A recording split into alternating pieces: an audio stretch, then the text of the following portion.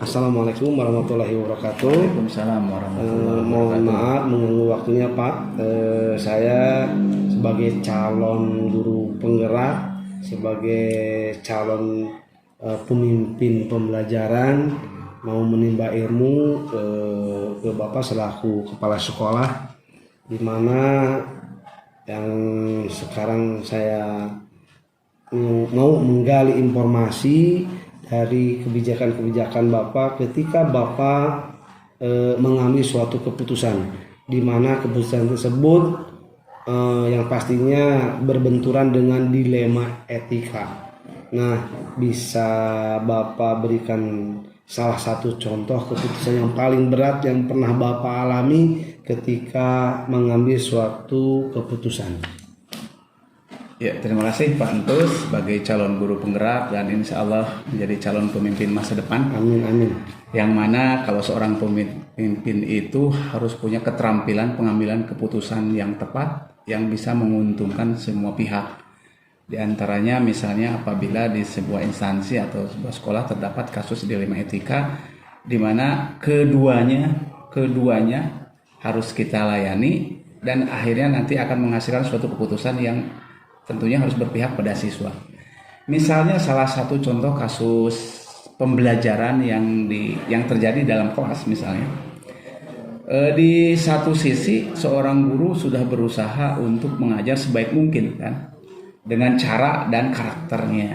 Di sisi lain banyak siswa yang tidak bisa atau kurang bisa menerima kehadiran guru tersebut, cara guru tersebut, bahkan di dalamnya ada tingkah laku guru tersebut di dalam kelas, sehingga terjadi suatu permasalahan yang bisa menghambat keberhasilan siswa belajar di kelas. Nah, oleh sebab itu kan sebagai kepala sekolah kita harus mewadahi semua inspirasi baik dari guru maupun dari siswa.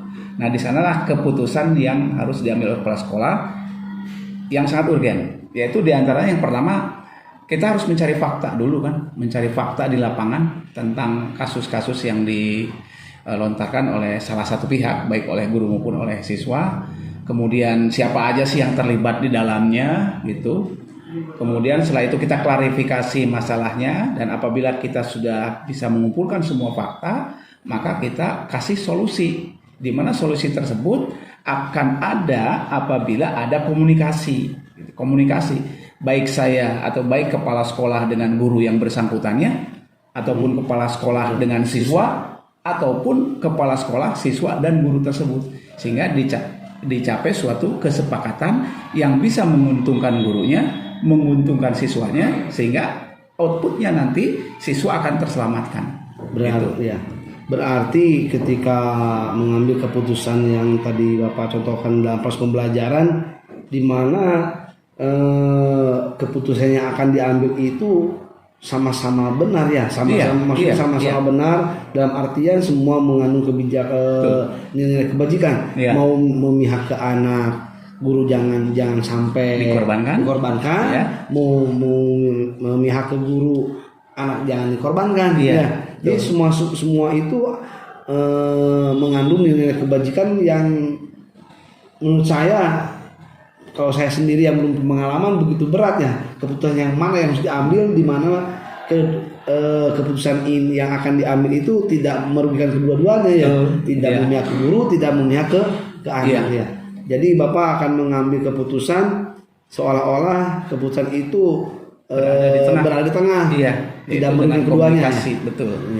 Jadi kan komunikasi di sini sangat penting. Oleh sebab itu ya kita pantus nih, terutama calon guru penggerak, itu harus sesering mungkin belajar berkomunikasi dalam penyelesaian masalah. Jadi tidak boleh ada keberpihakan gitu. Tapi semuanya itu harus dikomunikasikan sesuai dengan fakta di lapangan gitu. Jadi mengidentifikasi masalah dulu Pak ya? Iya, diidentifikasi dulu.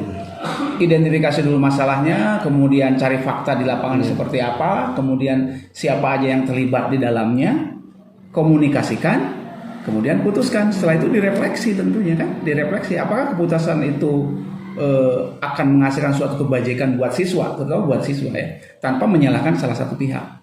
Jadi walaupun ada laporan-laporan tentang pembelajaran dari siswa dan sebagainya, tidak langsung mengiyakan siswa, tidak langsung memponis laporan dari siswa Pak ya? Iya, enggak. semua diidentifikasi dulu, dicari dulu fakta-fakta di lapangan, ya.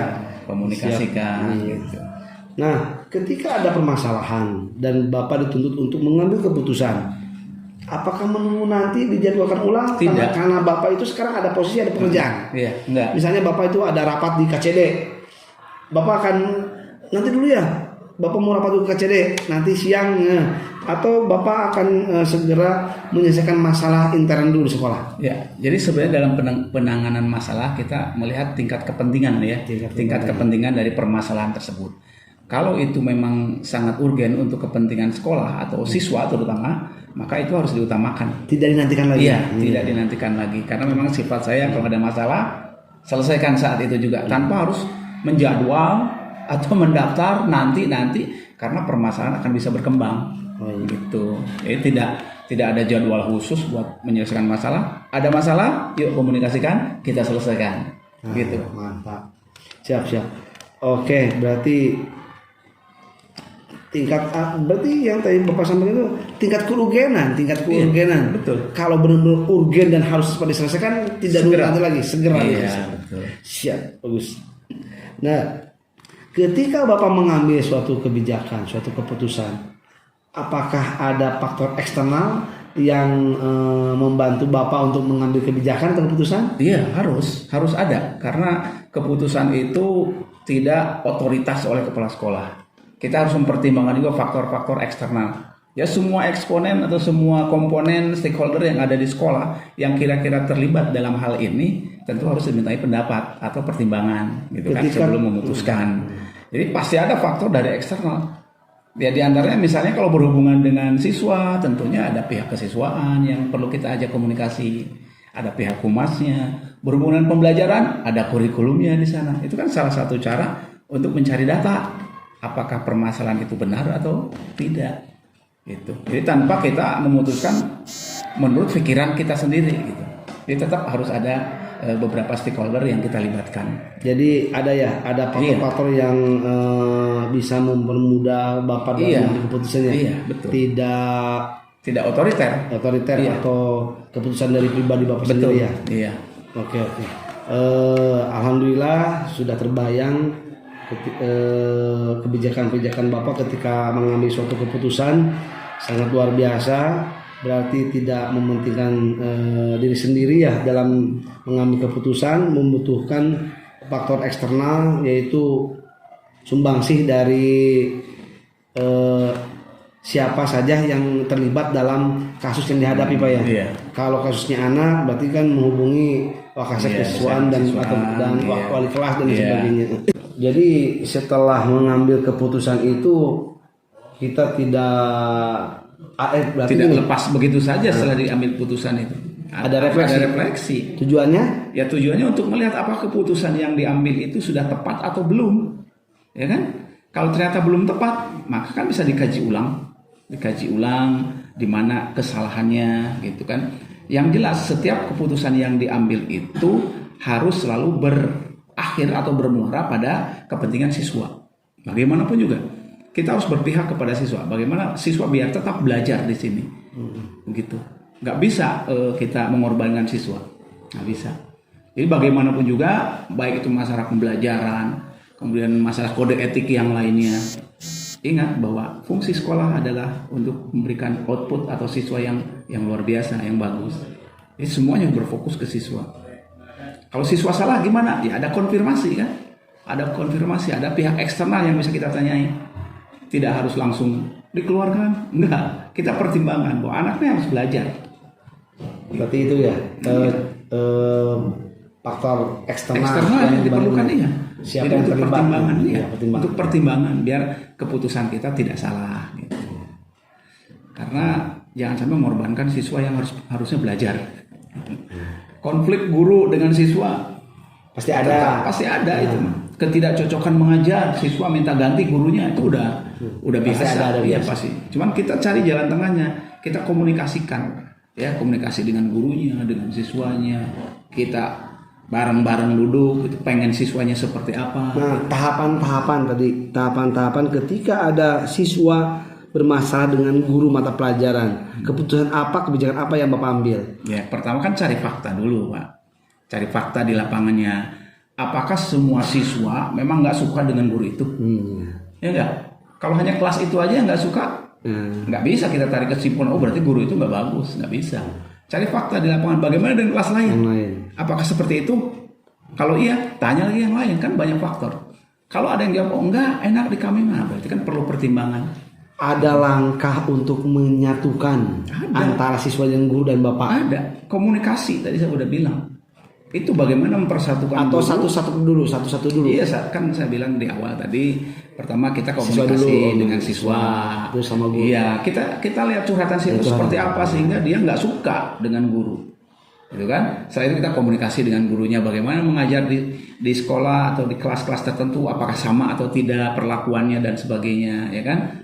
Setelah itu kita komunikasi bareng-bareng, bagaimana keinginan siswa, bagaimana keinginan guru. Kalau dalam bahasa Islam islah lah gitu ya, kita harus islah. Apa yang salah gitu? Kenapa di kelas ini bisa tidak disukai, di kelas lain disukai? Itu kan introspeksi. Mari berefleksi bareng-bareng. Siswa kenapa nggak suka? Yuk refleksi kenapa? Guru kenapa kok di kelas itu tidak disukai? Gitu kan? Bisa aja misalkan di kelas itu mau pelajarannya terakhir aja, pada saat udah pusing-pusingnya, terus ngajar di kelas itu, siswa juga karena jam terakhir banyak yang leha-leha, sehingga apa? Menimbulkan perlakuan yang berbeda dengan kelas yang di awal. Akan perlu refleksi kan? Oh kalau begitu mah tuh, yuk kita di jam terakhir mah jangan terlalu serius lah, misalnya kan gitu. Itu kan keputusan yang menengah. Karena apa? Siswa nggak boleh dirugikan. Siswa nggak boleh dirugikan gitu. Jadi nggak ada istilah itu selalu guru yang menang, nggak ada. Jadi itu yang disebut kurikulum merdeka, itu betul-betul mengedepankan berpihak ke siswa. Bukan berarti walaupun salah apa harus bela, bukan. Cari jalan tengah. Gitu Pak Terus. Sip. Alhamdulillah, terima kasih ilmunya. Semoga apa yang saya dapat dari Bapak bisa dijadikan ilmu bagi saya untuk kedepannya, dan semoga Bapak kedepannya juga semakin bijak, semakin eksis dalam memimpin pembelajaran di sekolah. Insya Allah. Amin. Terima kasih sekali lagi, terima kasih banyak. Saya akhiri wawancara hari ini.